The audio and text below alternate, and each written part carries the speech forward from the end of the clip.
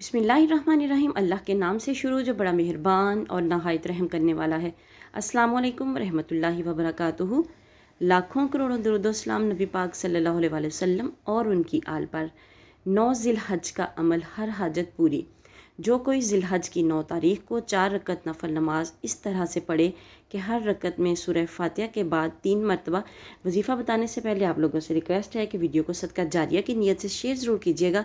Channel पर नए हैं तो चैनल को सब्सक्राइब कीजिएगा और साथ में बेल आइकन को ज़रूर प्रेस कीजिएगा ताकि आने वाली वीडियोस का नोटिफिकेशन आप लोगों तक आसानी से पहुंच सके।